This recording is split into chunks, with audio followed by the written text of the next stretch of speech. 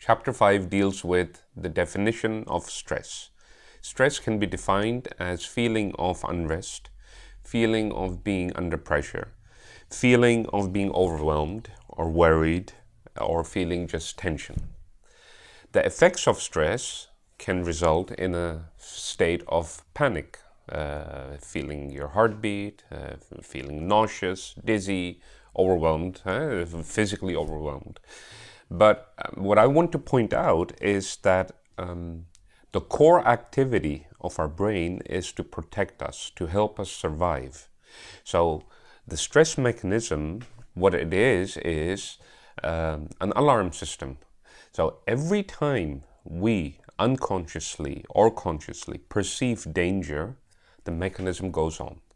Take an example. A few 100,000 years ago, we were sitting here in some other form under a tree eating grass. What happens? There's a tiger in the corner on the right hand side. My eyes perceive the tiger. My ears hear the tiger. My nose smells the tiger. So this information comes in and it strikes alarm. And the alarm says, uh-oh, danger. So what do we need to do? When there's danger, we can either fight or we can flee. And to be able to do either of the two, fight or flee, we need a lot of oxygen because our body needs to work. And at that time, the only thing we will be concentrating on is trying to get away from the danger or fight the danger. So when you're running away from the tiger, you don't think, oh, I think I'm a little bit hungry. Because at that time, the only thing you want to do is get away. So to be able to get away, what happens in the body is as follows. We take in a lot of oxygen, and this more incoming oxygen causes our chest volume to increase, which causes again pains or feeling pressure. And at the same time, all this oxygen that comes in has to go to the muscles. So our heart beats faster and harder. And this whole thing, the movement, the oxygen going through from our heart all the way to the muscles causes us to feel dizzy, tinglings in our fingers or feet, or feeling a bit lightheaded. And at the same time, the brain says to the stomach and the intestines to stop working, because at the moment when you're running away from the tiger, you don't want to spend energy in useless things. If you're going to, you need all the power to get away. And at that moment, nothing else is the priority is to get away. So everything else is not really relevant. At the time that what I said earlier, I'm running away from the tiger, somebody says, hey, do you want a kiss? My wife says, do you want a kiss? No, I don't want a kiss. I want to get away from the tiger, right? Okay, so the activity at this moment is to get away from danger.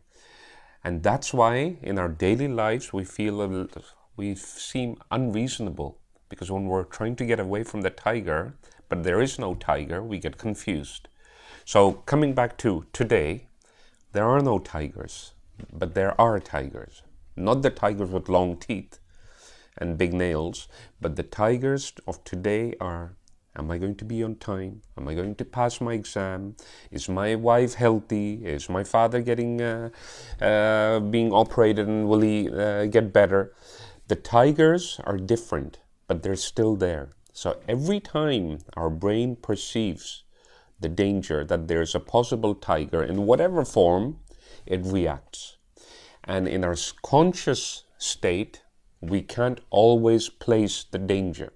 And because we can't place a danger in our conscious state, we seem confused. Everyone says to you, you don't have to feel unrest. There's nothing wrong in flying. Look, there are thousands of people that fly every second.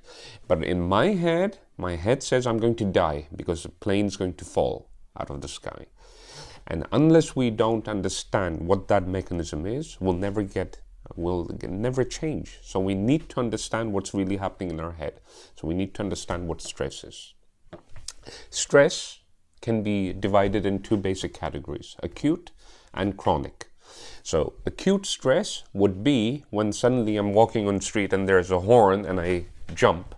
That is needed to get away from the danger. If I wouldn't move quickly, then I would get hit by the car.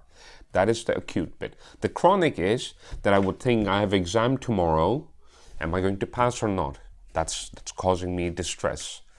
But what happens tomorrow after the exam's done, then I'm going to think, am I going to make it to the movie tonight or not?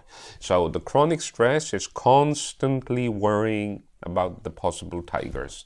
And on the long term, that creates other problems, physical and mental. Okay, do your homework and till the next chapter.